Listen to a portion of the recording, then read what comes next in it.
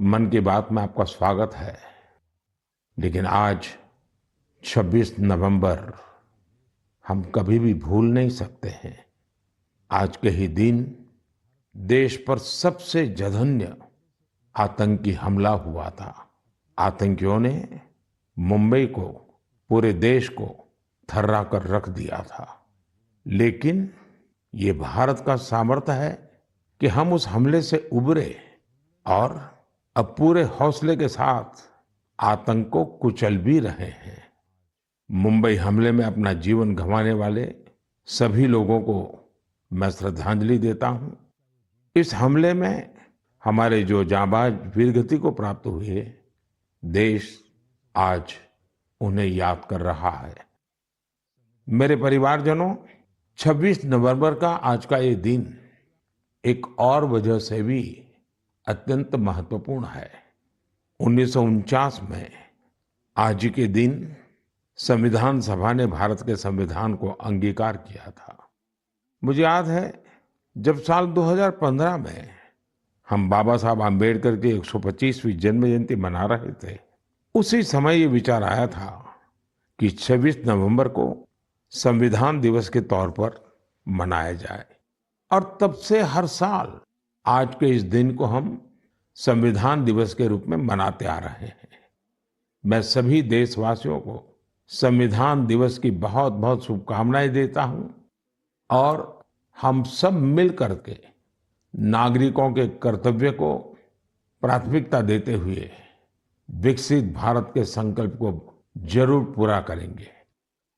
साथियों, हम सभी जानते हैं कि संविधान के निर्माण में 2 वर्ष 11 महीने 18 दिन का समय लगा था। श्री सच्चिदानंद सिन्हा जी संविधान सभा के सबसे बुजुर्ग सदस्य थे। 60 से ज्यादा देशों के संविधान का अध्ययन और लंबी चर्चा के बाद हमारे संविधान का ड्राफ्ट तैयार हुआ था। ड्राफ्ट तैयार होने के बाद उसे अंतिम रूप देने से पहले उसमें 2000 से अधिक संशोधन फिर किए गए थे। 1950 में संविधान लागू होने के बाद भी अब तक कुल 106 बार संविधान संशोधन किया जा चुका है। समय, परिस्थिति, देश की आवश्यकता को देखते हुए अलग अलग सरकारों ने अलग अलग समय पर संशोधन किए। लेकिन ये भी दुर्भाग्य रहा कि संविधान का पहला संशोधन फ्रीडम ऑफ स्पीच और फ्रीडम ऑफ एक्सप्रेशन के अधिकारों में कटौती करने के लिए हुआ था।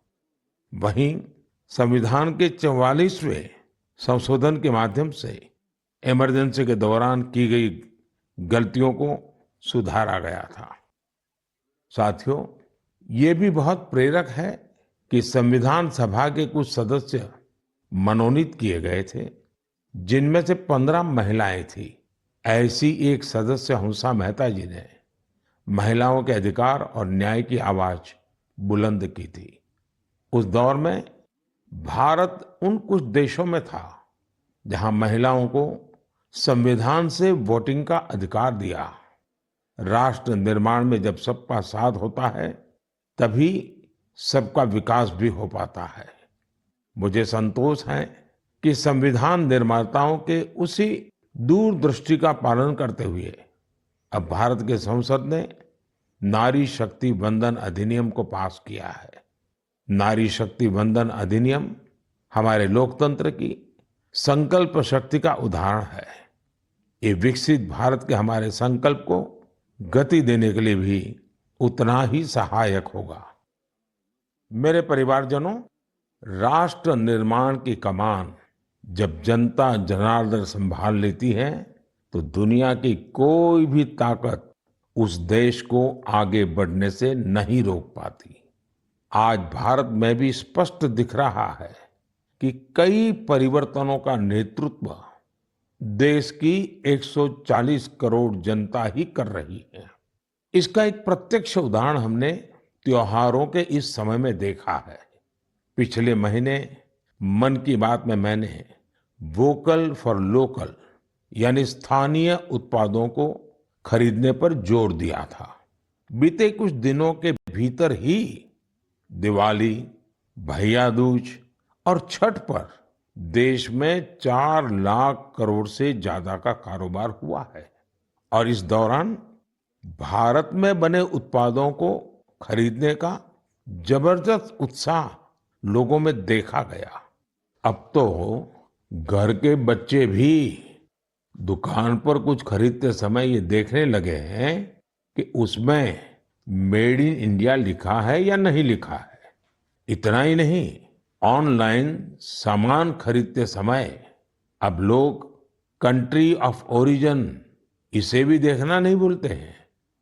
साथियों, जैसे स्वच्छ भारत अभियान की सफलता ही उसकी प्रेरणा बन रही है, वैसे ही वोकल फॉर लोकल की सफलता विकसित भारत, समृद्ध भारत के द्वार खोल रही है।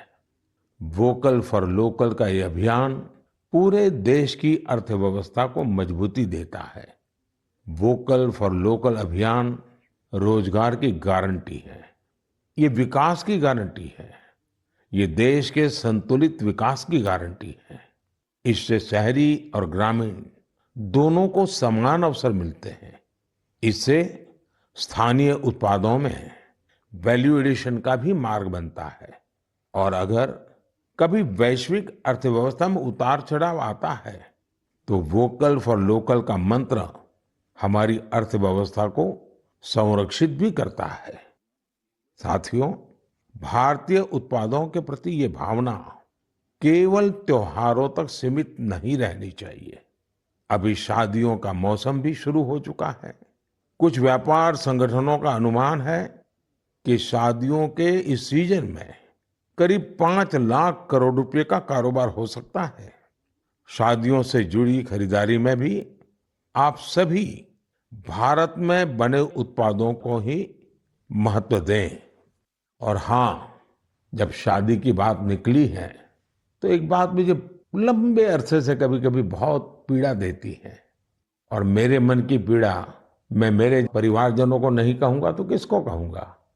आप सोचिए, इन दिनों ये जो कुछ परिवारों में विदेशों में जाकर के शादी करने का जो एक नया ही वातावरण बनता जा रहा है, क्या ये जरूरी है क्या? भारत की मिट्टी में, भारत के लोगों के बीच अगर हम शादी ब्याह मनाएं तो देश का पैसा देश में रहेगा। देश के लोगों को आपकी शादी में कुछ न कुछ सेवा करने का अवसर मिलेगा। छोटे छोटे गरीब लोग भी अपने बच्चों को आपकी शादी की बातें बताएंगे। क्या आप वोकल फॉर लोकल के इस मिशन को विस्तार दे सकते हैं? क्यों न हम शादी ब्याह ऐसे समारोह अपने ही देश में करें। हो सकता है आपको चाहिए वैसी व्यवस्था आज नहीं होगी, लेकिन अगर हम इस प्रकार के आयोजन करेंगे तो व्यवस्थाएं भी विकसित होगी। ये बहुत बड़े परिवारों से जुड़ा हुआ विषय है। मैं आशा करता हूं मेरी ये पीड़ा उन बड़े बड़े परिवारों तक जरूर पहुंचेगी। मेरे परिवारजनों, त्योहारों के इस मौसम में एक और बड़ा ट्रेंड देखने को मिला है। ये लगातार दूसरा साल है जब दीपावली के अवसर में कैश देकर कुछ सामान खरीदने का प्रचलन धीरे धीरे कम होता जा रहा है। यानी अब लोग ज्यादा से ज्यादा डिजिटल पेमेंट कर रहे हैं। ये भी बहुत उत्साह बढ़ाने वाला है। आप एक और काम कर सकते हैं। आप तय करिए कि 1 महीने तक आप यूपीआई से या किसी डिजिटल माध्यम से ही पेमेंट करेंगे, कैश पेमेंट नहीं करेंगे। भारत में डिजिटल क्रांति की सफलता ने इसे बिल्कुल संभव बना दिया है। और जब 1 महीना हो जाए तो आप मुझे अपने अनुभव, अपनी फोटो जरूर शेयर करिएगा। मैं अभी से आपको एडवांस में अपनी शुभकामनाएं देता हूं। मेरे परिवारजनों, हमारे युवा साथियों ने देश को एक और बड़ी खुशखबरी दी है जो हम सभी को गौरव से भर देने वाली है। इंटेलिजेंस, आइडिया और इनोवेशन, आज भारतीय युवाओं की पहचान है। इसमें टेक्नोलॉजी के कॉम्बिनेशन से उनकी इंटेलेक्चुअल प्रॉपर्टीज में निरंतर बढ़ोतरी हो, ये अपने आप में देश के सामर्थ्य को बढ़ाने वाली महत्वपूर्ण प्रगति है।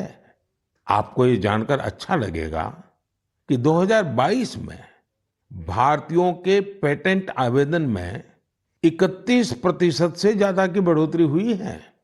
वर्ल्ड इंटेलेक्चुअल प्रॉपर्टी ऑर्गेनाइजेशन ने एक बड़ी ही दिलचस्प रिपोर्ट जारी की है। ये रिपोर्ट बताती है कि पेटेंट फाइल करने में सबसे आगे रहने वाले टॉप 10 देशों में भी ऐसा पहले कभी नहीं हुआ। इस शानदार उपलब्धि के लिए मैं अपने युवा साथियों को बहुत बहुत बधाई देता हूं। मैं अपने युवा मित्रों को विश्वास दिलाना चाहता हूं कि देश हर कदम पर आपके साथ है। सरकार ने जो प्रशासनिक और कानूनी सुधार किए हैं, उसके बाद आज हमारे युवा एक नई ऊर्जा के साथ बड़े पैमाने पर इनोवेशन के काम में जुटे हैं। 10 वर्ष पहले के आंकड़ों से तुलना करें तो आज हमारे पेटेंट को 10 गुना ज्यादा मंजूरी मिल रही है। हम सभी जानते हैं कि पेटेंट से न सिर्फ देश की इंटेलेक्चुअल प्रॉपर्टी बढ़ती है, बल्कि इससे नए नए अवसरों के भी द्वार खुलते हैं। इतना ही नहीं, ये हमारे स्टार्टअप्स की ताकत और क्षमता को भी बढ़ाते हैं। आज हमारे स्कूली बच्चों में भी इनोवेशन की भावना को बढ़ावा मिल रहा है। अटल टिंकरिंग लैब, अटल इनोवेशन मिशन, कॉलेजों में इंक्यूबेशन सेंटर्स, स्टार्टअप्स इंडिया अभियान, ऐसे निरंतर प्रयासों के नतीजे देशवासियों के सामने हैं। ये भी भारत की युवा शक्ति, भारत की इनोवेटिव पावर का प्रत्यक्ष उदाहरण है। इसी जोश के साथ आगे चलते हुए ही हम विकसित भारत के संकल्प को भी प्राप्त करके दिखाएंगे। और इसीलिए मैं बार बार कहता हूं, जय जवान, जय किसान, जय विज्ञान, जय अनुसंधान। मेरे प्यारे देशवासियों, आपको याद होगा कि कुछ समय पहले मन की बात में मैंने भारत में बड़ी संख्या में लगने वाले मेलों की चर्चा की थी। तब एक ऐसी प्रतियोगिता का भी विचार आया था जिसमें लोग मेलों से जुड़ी फोटो साझा करें। सांस्कृतिक